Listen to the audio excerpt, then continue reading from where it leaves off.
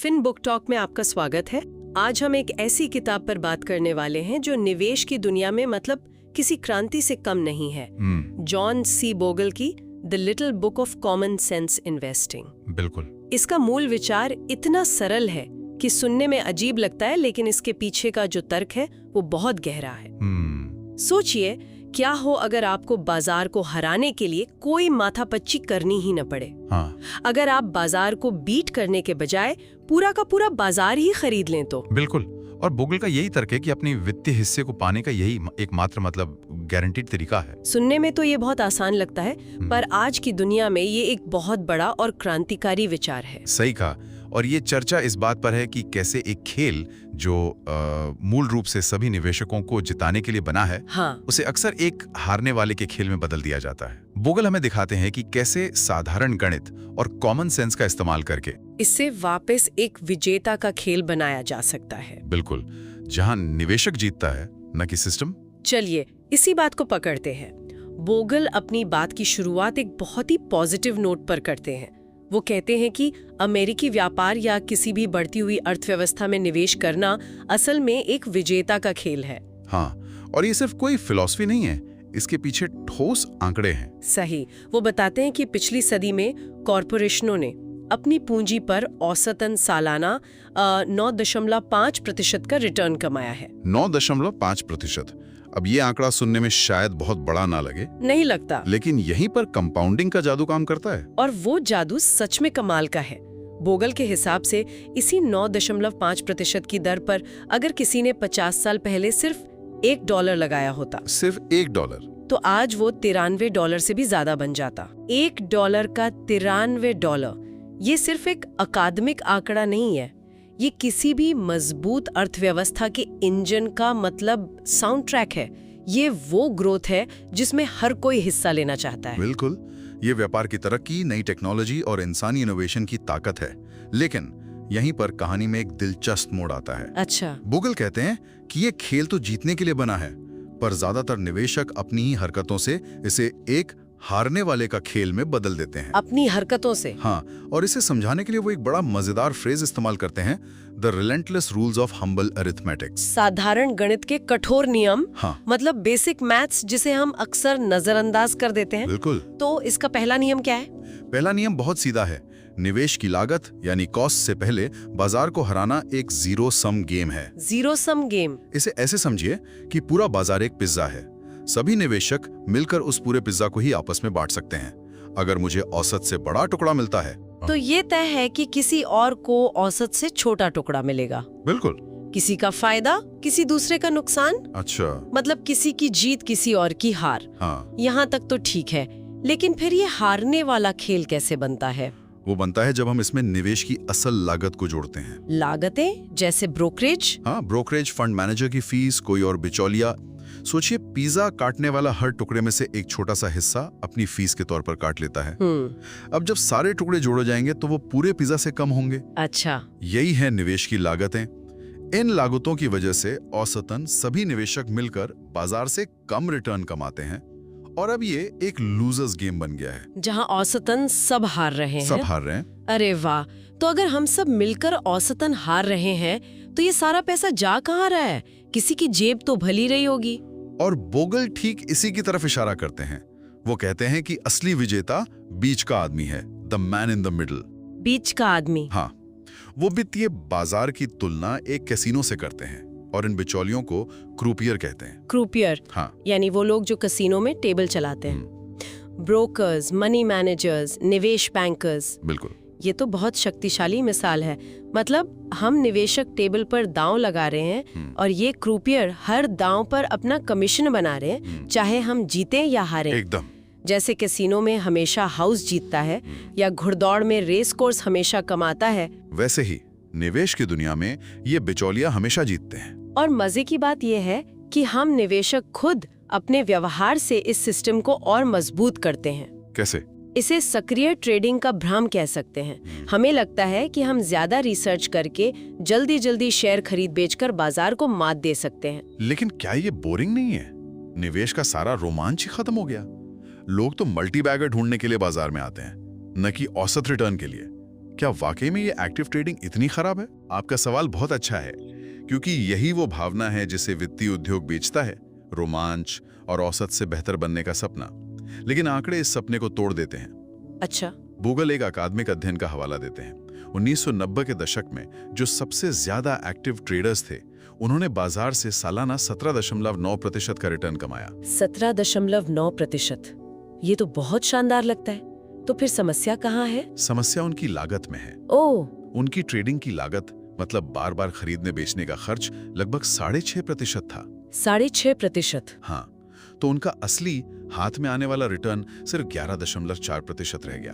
मतलब उन्होंने बाजार के रिटर्न का सिर्फ 2/3 हिस्सा ही अपने पास रखा। बस। सिर्फ 2/3? ये तो चौंकाने वाला है। 1/3 मुनाफा सिर्फ बाजार में बने रहने की कीमत में चला गया। 30-40 साल के निवेश में तो ये एक पूरी दौलत के बराबर होगा। बिल्कुल। और ये सिर्फ सीधे स्टॉक खरीदने वालों की कहानी नहीं है। म्यूचुअल फंड निवेशकों की कहानी भी कुछ ऐसी ही है। उन्हें भी यही लगता है कि वो एक बेहतरीन फंड मैनेजर चुन सकते हैं। हाँ, वो पिछले साल के विनर्स को देखकर पैसा लगाते हैं, ये सोचकर के जो कल जीता था वो कल भी जीतेगा। हाँ, ये तो आम धारणा है। हर कोई 5 स्टार रेटेड फंड्स के पीछे भागता है। और बोगल कहते हैं कि ये एक बहुत बड़ी गलती है।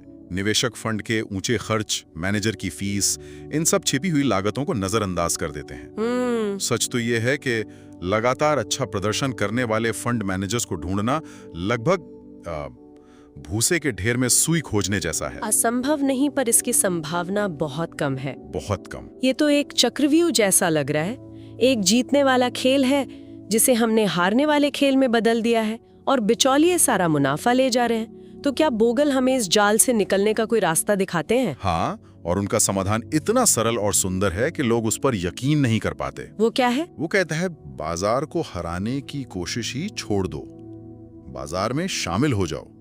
और इसका तरीका है classic index fund. Index fund, हमने ये नाम बहुत सुना है।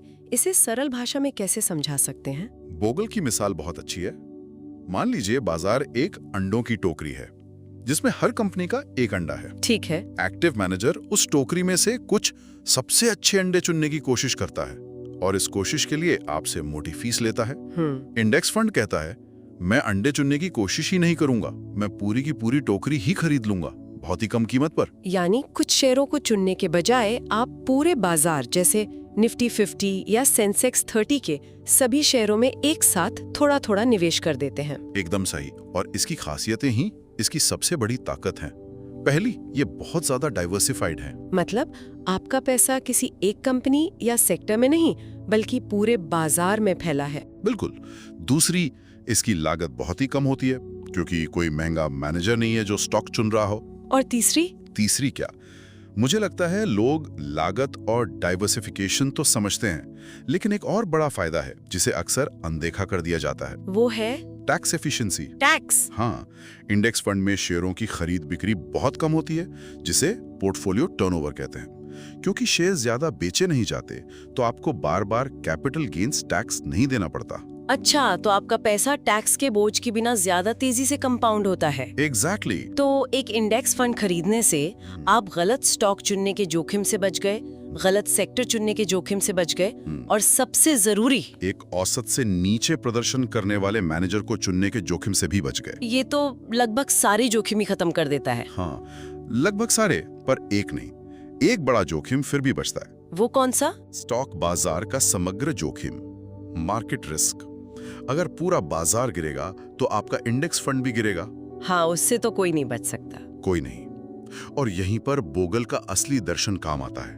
वो कहते हैं, एक बार जब आप अपने स्टॉक खरीद लें तो कैसीनो से बाहर निकल जाएं और बाहर ही रहें। मतलब बस बाजार के पोर्टफोलियो को हमेशा के लिए रखें।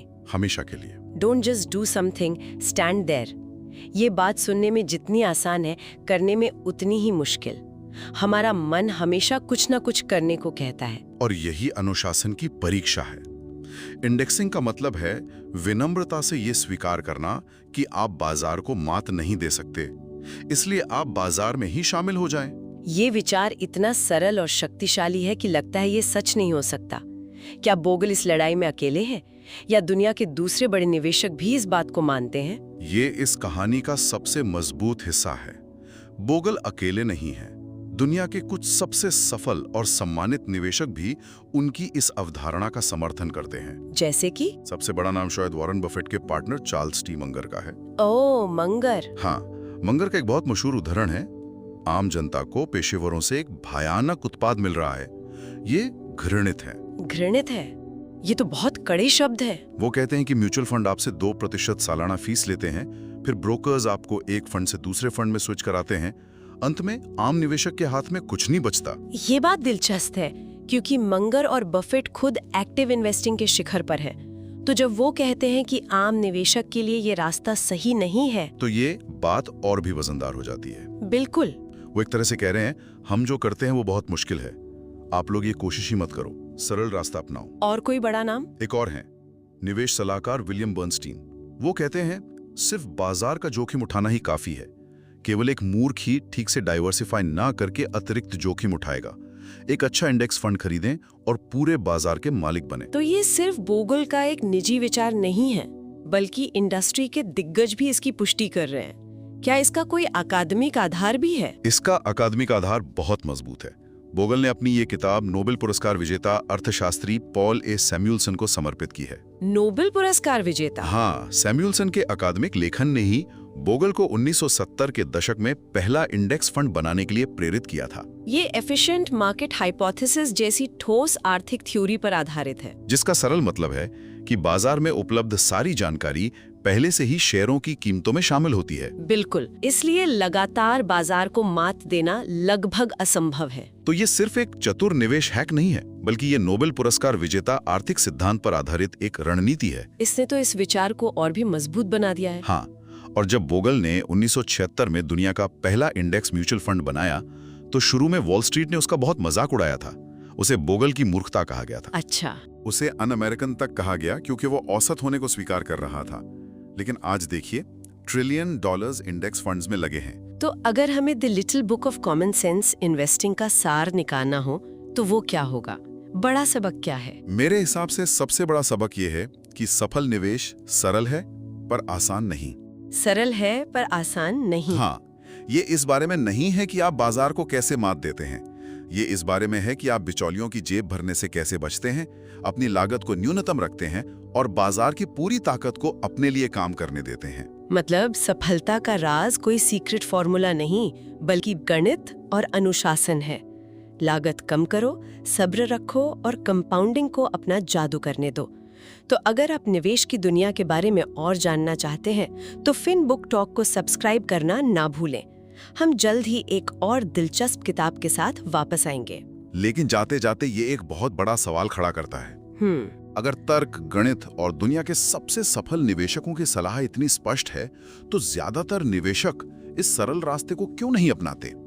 क्यों लोग आज भी हारने वाले का खेल खेलते हैं?